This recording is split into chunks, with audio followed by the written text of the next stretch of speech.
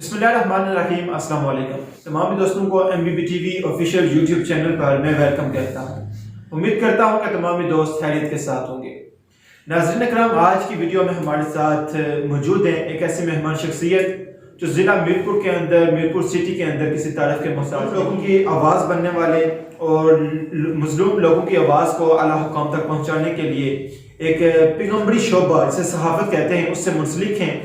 लाजवाब न्यूज़ के CEO हसनैन अदनान चौधरी साहब जट साहब के नाम से मशहूर हैं, आज हमारे साथ प्रोग्राम में मौजूद हैं। सबसे पहले तो मैं जट साहब का शुक्रिया अदा करता हूं कि इन्होंने MBB TV की टीम को अपना टाइम दिया ताकि हम इनसे महफिल गुफ्तगू हो सकें। अस्सलाम वालेकुम सर, कैसे हैं आप? वालेकुम सलाम, बहुत बहुत शुक्रिया मोहसन, और इतना लंबा आपने मेरा तारुफ करवा दिया और बहुत बहुत शुक्रिया आपने मुझे इनवाइट किया। और मुझे पता है कि आज आप बहुत ज़बरदस्त टॉपिक्स पे बात करने लगे और मैं खुश हूँ कि आपने मुझे इन टॉपिक्स पे बात करने के लिए बुलाया।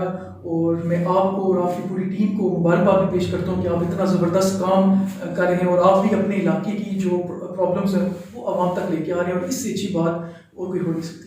थैंक यू हसनैन भाई। जट साहब ये बताएं कि सहाफ़त को आपने कब शुरू किया? अच्छा मोहसन, ये अजीब सी स्टोरी है।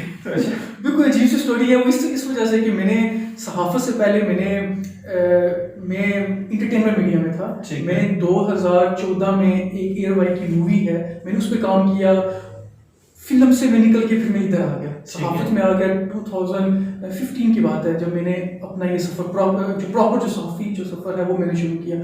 उसके बाद फिर आपको पता है सफ़र कैसा था, कुछ ऊंचाई, कुछ बंदा आपको पता है कि इंसान के साथ बहुत कुछ होता है। बिल्कुल, हर इंसान के साथ कोई अच्छी चीज़ें भी होती हैं, कुछ उसने मुश्किलात भी देखी होती है। मैंने भी बहुत सारी मुश्किलात देखी, कुछ अच्छा वक्त भी देखा, लेकिन जिस वक्त से भी गुजरा उसने कुछ ना कुछ सिखाया जरूर।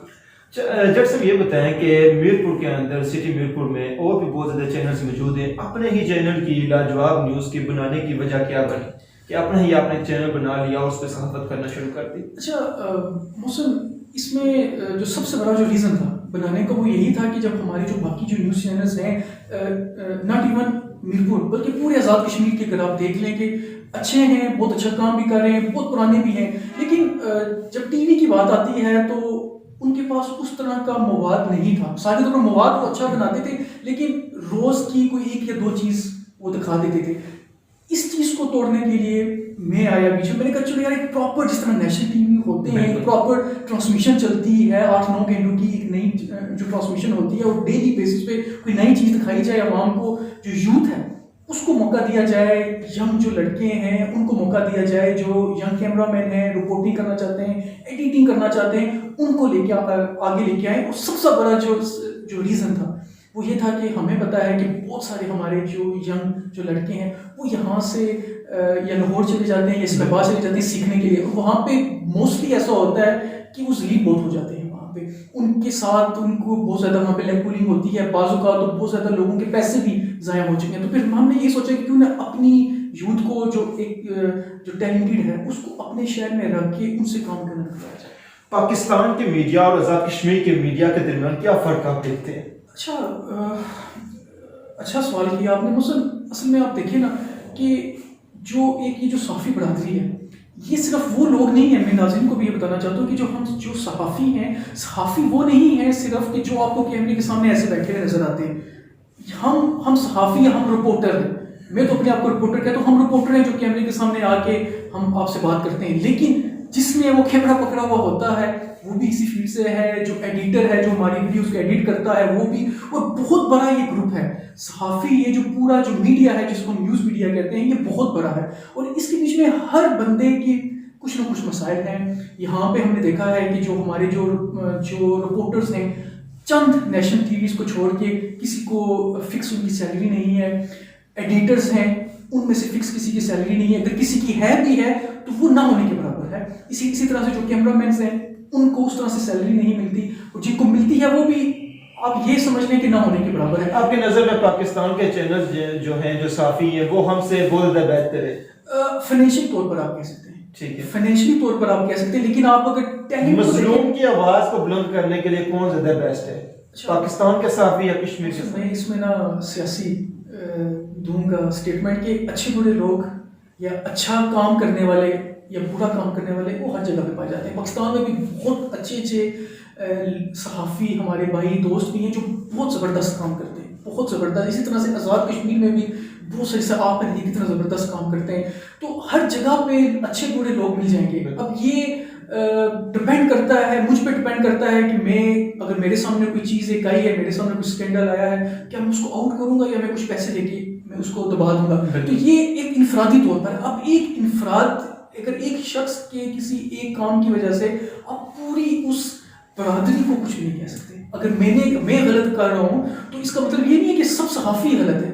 آپ مجھے ٹارگیٹ کریں کہ یہ بندہ جو ہے یہ غلط ہے, باقی سب ٹھیک ہے. سو کسی ایک کی وجہ سے آپ پوری چیز کو, پوری برادری کو آپ تنقید کا نشانہ نہیں بنا سکتے, اور کسی ایک کی وجہ سے پوری برادری کو آپ اپریشیٹ بھی نہیں کر سکتے. کیونکہ اچھے برے لوگ ہر جگہ پہ ہیں, اور یہی زندگی کا اصول ہے, اور یہی چیزیں پوری دنیا میں پائی جاتی ہیں. اچھے برے لوگ 4.5 سال گزر گئے, اگلے الیکشن آنے والے ہیں آزاد کشمیر میں. اس حوالے سے کیا سمجھتے ہیں کہ فاروق حیدر صاحب کی جو ٹیم تھی وہ بہتر طریقے سے کشمیر کے اندر کام کر سکی ہے یا نہیں کر سکی؟ اچھا, میں تو پرفارمنس جج نہیں کروں گا. میں یہ نہیں کہوں گا کہ کسی نے اچھا کام کیا نہیں کیا. میں کچھ چیزیں سامنے رکھتا ہوں جو ہمارے جو دیکھنے والے ہیں اتنے ماشاءاللہ سے, اب ہماری جو یوتھ ہے اور جو ہمارے جو لوگ ہیں وہ اتنے ایجوکیٹڈ ہو گئے ہیں کہ وہ ہر چیز کو سمجھتے ہیں. میں کچھ چیزیں آپ کے سامنے رکھتا ہوں, پھر ہمارے جو دیکھنے والے ناظرین ہیں وہ خود فیصلہ کر لیں گے. سب سے پہلے ہم بات کرتے ہیں کہ ایجوکیشن میں کتنی ریفارمس آئی, کون سی ریفارم آئی, کس طرح کی ریفارم آئی, کتنے جو پڑھے لکھے نوجوان ہیں ان کو جو نوکریاں ہیں وہ ملی, اسکولز میں, کالجز میں یا یونیورسٹیز میں کتنوں کو نوکریاں ملی, کتنے سرکاری اسکولز کے بیچ میں ریفارمز آئیں, کتنی نئی بلڈنگز بنی, کتنی پرانی بلڈنگز کو اچھے طریقے سے اس کو رینوویٹ کیا گیا, اس میں پیسہ لگایا گیا, کتنی نئی جو کالجز ہیں, جو گورنمنٹ کالجز ہوتے ہیں وہاں پہ لیبارٹریز بنی, کمپیوٹرز کی لیبس بنی, کتنی بلڈنگز کو نیا بنایا گیا. اور جو ہمارے دور دراز کے علاقے ہیں, جو پہاڑی علاقے ہیں, وہاں پہ کتنے اسکول بنائے گئے, وہاں پہ جو گوسٹ ٹیچرز ہیں کیا وہ ختم ہو چکے ہیں, وہاں پہ نئے جو ٹیچرز ہیں وہ انڈکٹ ہوئے ہیں, جو بہت پرانے ٹیچرز ہیں جو اچھا کام کر رہے ہیں, اچھی بات ہے. لیکن جو نئے ٹیچرز ہیں جو نئی سوچ لے کے آتے ہیں ان کو کیا اس طرف لے کے آیا گیا, کیا جو نئی سوچ رکھنے والے ٹیچرز ہیں جو نیا سلیبس پڑھ کے نئے طریقے سے پڑھ کے ہیں, کیا ان کو موٹیویٹ کیا گیا ہے کہ آپ گورنمنٹ کی جاب کریں, آپ کی گورنمنٹ کی ٹیچنگ میں آپ آ کے حصہ لیں. اس کے علاوہ ہاسپٹلس پہ بات کرتے ہیں کہ کتنا پیسہ ہاسپٹلس کے اوپر لگا, کتنی ریفارمس ہاسپٹلس میں آئی, کتنے دور دراز کے جو ہمارے علاقے ہیں جہاں پہ ہاسپٹلس نہیں ہیں, جہاں پہ وہ کلینک بھی نہیں ہے, وہاں پہ کتنے کلینکس بنے. اس کے علاوہ جو ڈاکٹرز ہیں کیا ان پہ پابندی لگائے گی کہ آپ نے سرکاری پہ جو کام کرتا ہے وہ اپنا پرائیویٹ کلینک نہیں بنا سکتا, یا وہاں پہ اپنے جو پیشنٹس ہیں ان کو وہاں پہ شام کو بلا نہیں سکتا. اس کے علاوہ کتنے جو ینگ پڑھا لکھا جو ڈاکٹر ہے اس کو کتنوں کو انڈکٹ کیا گیا سرکاری جگہ پہ, جو سرکاری ہاسپٹلس ہیں وہاں پہ. انفراسٹرکچر کی بات کرتے ہیں کہ کتنی نئی روڈس بنی ہیں پچھلے 4 سالوں میں, کتنی بنی ہیں, یا اب بھی آخری سال میں کتنی بن رہی ہیں. یہ چیزیں نوٹ کرنی کی ہیں. اور آخری یہ جو سال ہے اس پہ کام اگر ہو رہا ہے تو کیوں ہو رہا ہے, اگر پچھلے 4 سالوں میں کام نہیں ہوا تو کیوں نہیں ہوا, اگر ہوا ہے تو کیوں ہوا. یہ ساری چیزیں ہیں جو ہماری عوام میں دیکھنی ہیں چیزیں. اور ایک اور چیز جو بہت ضروری ہے یوتھ کے حوالے سے میں کر دوں کہ ہمارے جو یوتھ کے منسٹرز ہیں ان سے بھی یہ میرا سوال بنتا ہے. میں ان کی پرفارمنس کو یہ نہیں کہہ رہا کہ اچھا ہے برا, میں صرف ان سے سوال کر رہا ہوں کہ آپ نے یوتھ کے لیے کتنے گراؤنڈس بنائے. مظفر آباد میرپور میں گراؤنڈ بنا ہوا ہے, اس کے علاوہ اس طرح بڑا گراؤنڈ آپ نے اور کدھر بنایا. یوتھ کے لیے آپ نے جو یوتھ کی جو اسپورٹس کی جو ایکٹیویٹیز ہوتی ہیں وہ صرف آپ نے ہر سال ایک ایونٹ کروا کے کیا آپ کی ذمہ داریاں وہاں پہ ختم ہو جاتی ہیں, کیا وہی میکسیمم وہی آپ کر سکتے تھے. یوتھ کے لیے جو اسکالرشپس ہوتی ہیں باہر بھیجنے کے لیے, جو اسپورٹس کی جو ایکٹیویٹیز ہوتی ہیں اس کے کرنے کے لیے کیا کچھ آپ نے کیا. یہ میرا سوال ان کے ساتھ بھی ہے. اور باقی جو لوکل گورنمنٹس کی جو ہوتی ہیں باڈیز ہوتی ہیں, آپ تو لوکل باڈی کے الیکشن کروانے والے تھے, بلدیاتی الیکشن جو ہوتے ہیں وہ کروانے والے تھے, وہ ہوئے کیوں نہیں ہوئے, اگر ہوئے ہیں تو کہاں پہ ہوئے ہیں, اگر کیوں نہیں ہوئے. یہ بہت ساری چیزیں ہیں. تو اس میں سے بہت ساری چیزیں جو ہمارے دیکھنے والے ہیں وہ یہی سوچیں گے کہ بہت ساری چیزیں وہ کر چکے ہیں یا بہت ساری چیزیں انہوں نے نہیں کی. دیکھنے والوں کے اوپر میں نے جو چیزیں سامنے رکھنی تھی میں نے رکھ دی.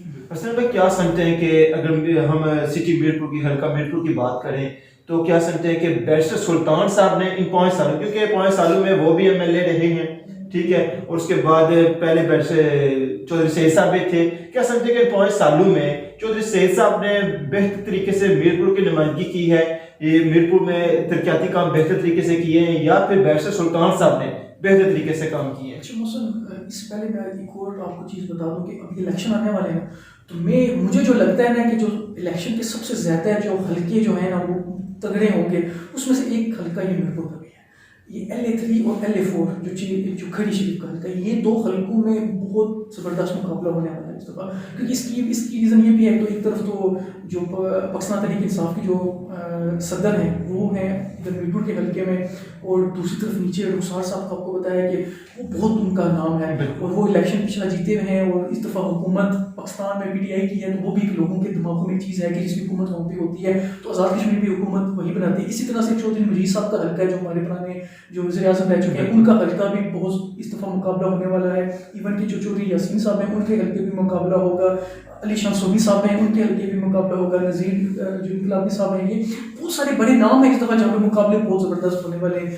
آپ نے بات کی میرپور کی، تو میں پرفارمنس کے اوپر جج نہیں کروں گا، لیکن صرف ایک بات میں یہ کہنا چاہتا ہوں کہ یہ واحد الیکشن ہوگا جس میں میرپور کی عوام نے پچھلے 5 سالوں میں دونوں لیڈرز کو دیکھ لیا.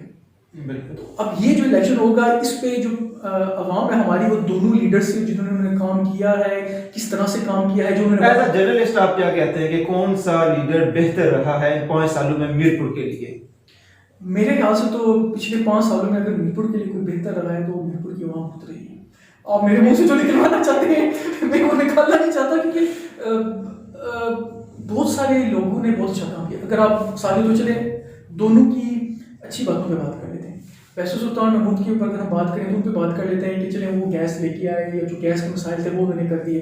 سعید صاحب کی بات کرتے ہیں تو سعید صاحب نے ابھی آ کے جو روڈس وغیرہ انہوں نے بنائی ہیں وہ اس پہ وہ کہتے ہیں کہ ہم نے بنائی ہیں، لیکن اگر آپ PTI کی بات سنیں تو وہ کہتے ہیں کہ فنڈ ہمارا ہے، فنڈ ہے تو روڈس ہم نے بنائی. تو یہ ایک تو یہ کھچڑی سی بن گئی ہے. لیکن اب جو عوام ہے نا اس نے دیکھنا ہے کہ کام کس نے کروایا ہے، اور کام پچھلے 5 سالوں میں میرپور میں کون رہا ہے، کس نے زیادہ کام کروایا ہے، کس نے زیادہ کام ان کے مسائل سنے ہیں، کنہوں نے کس لیڈر نے ان کے پاس آ کے زیادہ ان کی غمی میں اور ان کی خوشیوں میں ان کے ساتھ دیا ہے. تو یہ عوام کا فیصلہ ہے. ہم اپنا ووٹ کا جو حق ہے وہ ہم دیں گے، لیکن ہم بیلٹ میں جا کے ہم وہاں پہ باکس میں جا کے ڈالیں گے. اس طرح آخر میں نوجوان صحافیوں کو کیا پیغام دینا چاہیں گے؟ اچھا، نوجوان صحافیوں سے صرف یہی میسیج ہے کہ اپنے سینئرز کی عزت کریں.